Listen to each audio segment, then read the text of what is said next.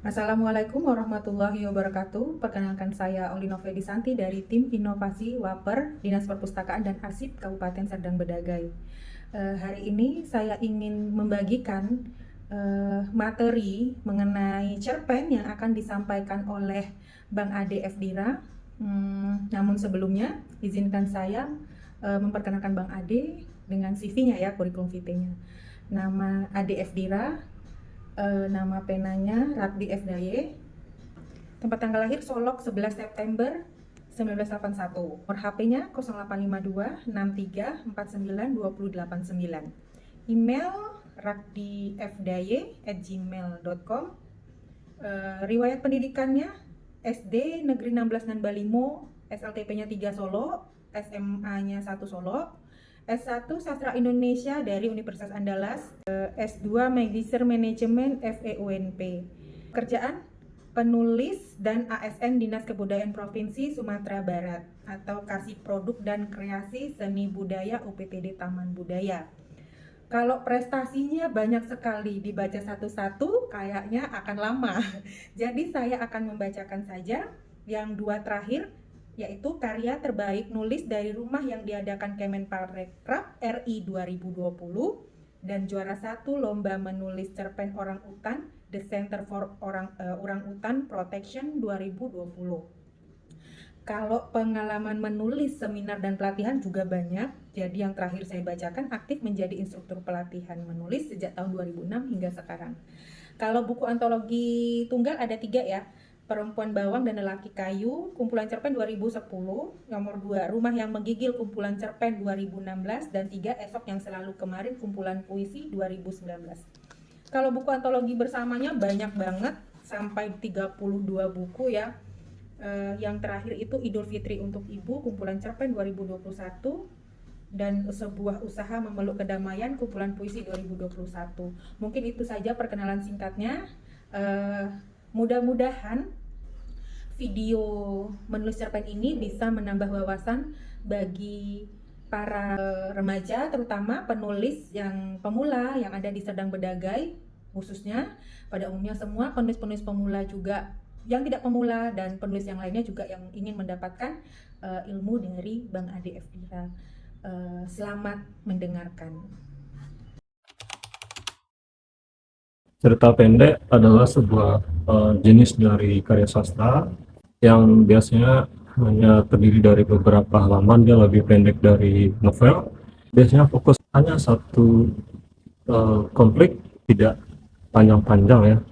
Dan biasanya tidak punya terlalu banyak cabang alur, hanya fokus ke salah satu cabang alur, biasanya pada satu konflik, dan fokus ke satu karakter. Dan biasanya kita bisa membacanya dalam waktu yang tidak terlalu lama, istilahnya bisa dibaca dalam satu kali duduk.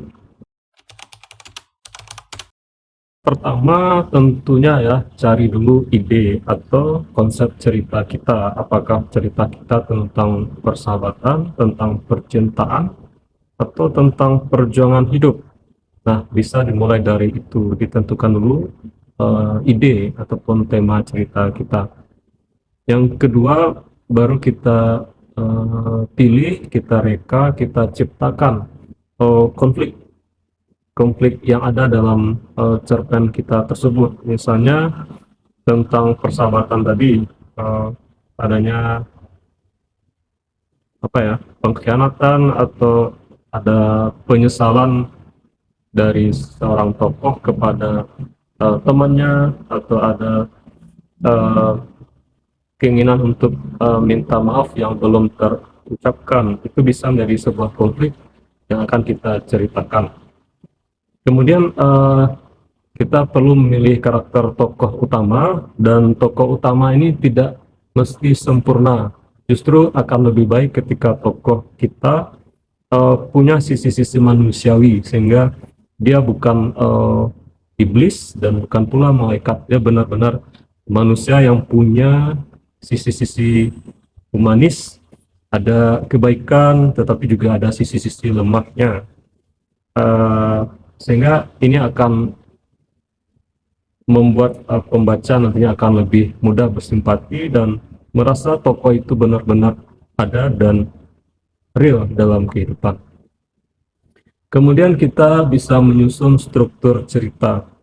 Eh, ya bisa bagaimana ceritanya bermula, bisa kita deskripsikan, gambarkan latarnya, kemudian bagaimana mulai timbul konflik, bagaimana konflik itu makin lama makin memuncak, menegangkan, makin gawat, kemudian apa solusinya, ya bagaimana pemecahannya. Dan biasanya di dalam sebuah cerpen ataupun karya fiksi, kita juga perlu memasukkan unsur suspense ataupun surprise, sehingga orang membaca itu menjadi penasaran dan ingin terus membaca, ingin tahu lebih lanjut tentang cerita kita. Dan lebih bagus juga ketika kita bisa membuat plot twist, jadi ketika ada sebuah belokan ataupun bagian cerita yang tidak disangka-sangka oleh pembaca. Nah, ketika kita sudah bisa membayangkan struktur cerita kita, jadi sebuah cerita intinya ataupun hakikatnya adalah peristiwa. Jadi cerita adalah rangkaian dari peristiwa-peristiwa. Jadi ketika kita mau menulis cerita, sebenarnya kita sedang menyampaikan ataupun menggambarkan peristiwa demi peristiwa. Jadi sesudah dapat struknya, bisa kita buat outline atau kerangka. Ini memang terkesan konvensional, tetapi ini sangat membantu kita dalam nantinya menulis. Nah, outline ini bisa tergantung style ataupun selera kita.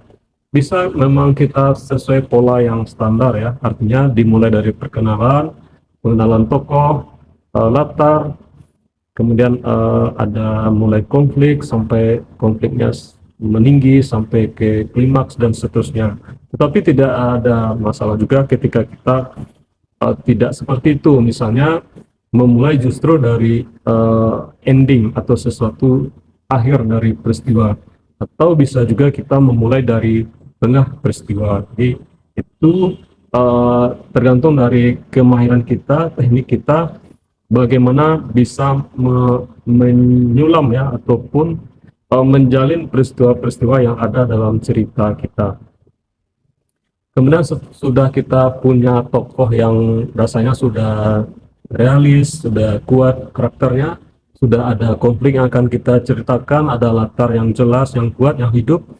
Kemudian juga sudah punya rangkaian cerita, ya selanjutnya adalah kita tulis, kita mulai menulis, mulai dari kalimat demi kalimat jadi paragraf, hingga semuanya selesai kita ceritakan. Nah, kemudian begitu sudah selesai kita tuangkan menjadi sebuah cerita, menjadi cerpen, kita perlu membacanya, kemudian melakukan revisi ataupun penyuntingan, editing. Yang bagus itu adalah kita selesaikan dulu cerita kita, baru kemudian kita sunting. Soalnya ketika kita menulis sambil merevisi, itu membuat kita akan menjadi banyak menghabiskan waktu. Jadi sebaiknya memang tuliskan saja dulu, tuangkan ceritanya sampai selesai, kemudian kita baca, kita edit ataupun kita sunting. Nah, setelah itu jika perlu ya kita diamkan dulu, kita baca lagi, kita revisi lagi, baca lagi, revisi lagi, sampai kita benar-benar merasa bahwa cerita kita sudah selesai dan layak untuk dipublikasi. Dan tidak salah juga ketika kita selesai menulis, kita minta kepada teman kita untuk membacanya, untuk mendapatkan masukan dan mendapatkan kritik yang lebih jernih. Soalnya ketika kita sendiri yang membaca karya kita, kadang kita merasa sudah puas, sudah sempurna, padahal ketika dibaca oleh orang lain masih banyak kekurangan ataupun hal-hal yang masih perlu diperbaiki dari cerpen tersebut. Jadi tidak ada salahnya ketika selesai kita tuliskan, kemudian kita minta kepada teman untuk baca, kita minta kritiknya, kemudian kita revisi lagi sampai cerpen tersebut benar-benar selesai.